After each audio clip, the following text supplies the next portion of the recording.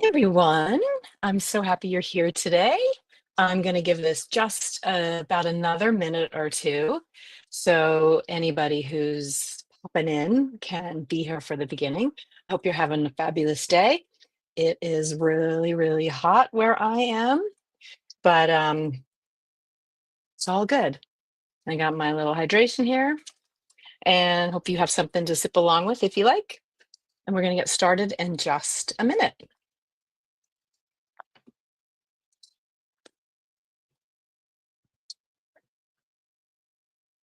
Yeah, so if you need to go take a bio break or get a little something, come right back and we will get started right at 12 noon. And oh, here it is. So I'm going to go ahead and roll. I am so happy you're here today. Thank you so much for joining me. Here's my question for you. What happens when you're smart, you're prepared, you're expected to speak like a leader? But when it comes to that time to leave the room and that important presentation, that meeting or that pitch, you still get that stomach churning, mind racing, even mind blanking moment where what if I forget what I have to say feeling.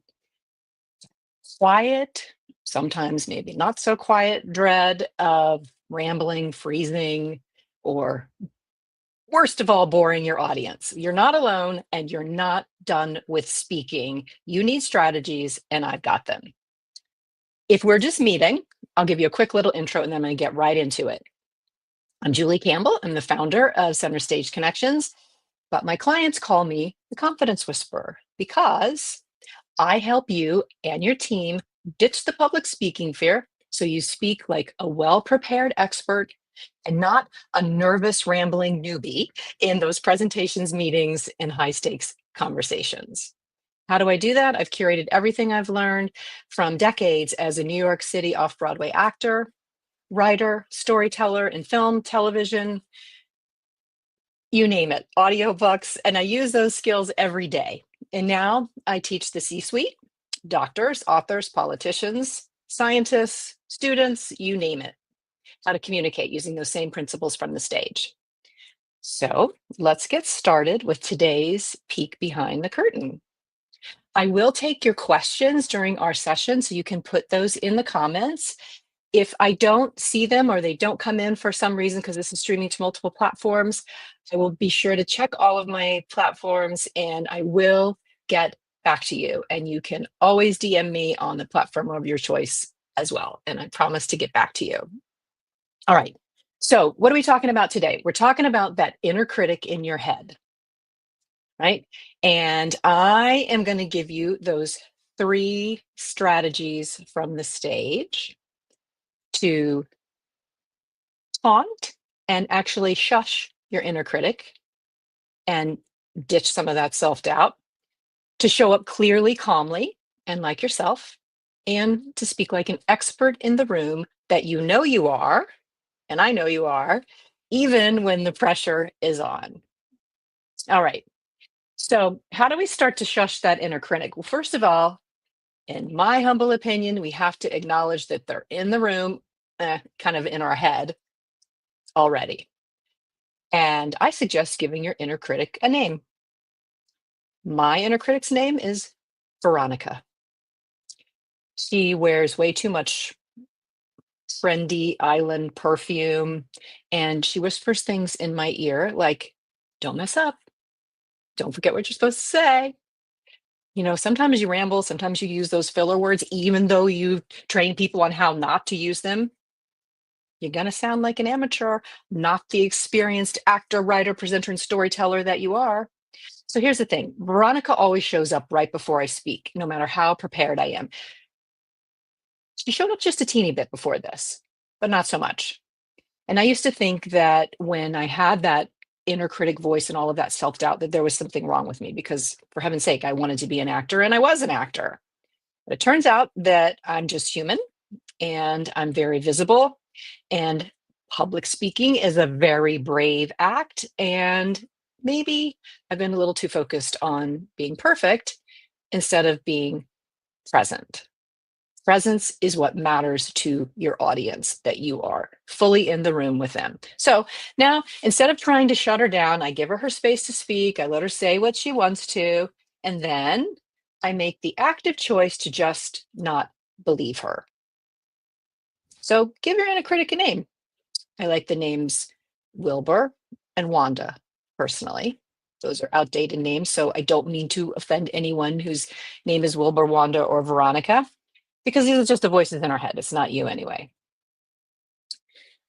If you're preparing for a keynote, a presentation, or meeting, or any kind of high stakes conversation, and your version of my Veronica shows up, here's what you do. Let her speak, and then decide, do I want to lead this moment from my self-doubt and my fear and all the things that get in my way, or from clarity? And you've prepared, so you know what clarity is. I teach a strategy from the theater. It's called the tightrope story walk strategy. That's a very simple, grounded way to help you stay focused and centered and concise under pressure, because those are the things we have to do when that noise is in our head. But getting rid of that noise is the very first step. And here's the thing, you don't have to banish your inner critic from the stage or to the wings, as we say in the world of the theater, but you don't have to hand him or her the mic either.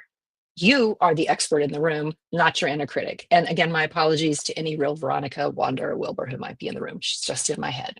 All right, step 2. Now that you've had your chat with that inner critic, and the two of you have deeply rehearsed what could go wrong when it's your turn to speak in that next meeting or call or presentation, where, let's say, your mind goes blank, you've got sweaty palms, rambling sentences, or that one executive's unreadable face on Zoom that you were just feeling like maybe really isn't listening to you. Okay, your inner critic has had their moment. So let's try this. What if you rehearsed the opposite, the other version? The version that says, what if it all goes right? Imagine this. You walk into the room, you know your message, you feel the rush and the surge of energy that comes from leading a room, but you don't feel the panic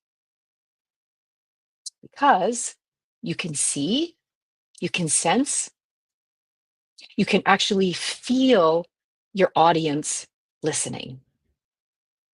You stay grounded, and even when someone challenges you, throws you a curveball, or presents an objection that you hadn't predicted, you still stay on that tightrope and you keep moving forward. This is the quiet shift that you can have, like other leaders do, and your team members can have, so that you're not thinking about, how do I sound impressive, or how do I act like an expert? Rather, ask yourself, what does it look like when I show up clearly, calmly, and like myself? And here's the thing, if you've only ever fully imagined failure and all the mistakes that you've made, that's no wonder your body tenses up, and no wonder you stray off topic and doubt your expertise. Start rehearsing what it looks like when it all goes well. Start rehearsing the win that's in your imagination. That's win, W-I-N, not all the stuff that's going to go wrong. Imagine yourself as the expert who earned this moment and can lead the room. All right. So you've had that conversation with your self-doubt. You've flipped the script. You've imagined what happens when it goes right. Make sure you do that. Now here's the third strategy. The next time that inner critic shows up in your next meeting, and it can even be during the meeting, because very often we can sometimes have all those nerves in the beginning, we have that, and we start rolling along, and then something happens to throw us off track, and that voice of that inner critic pops up mid-meeting.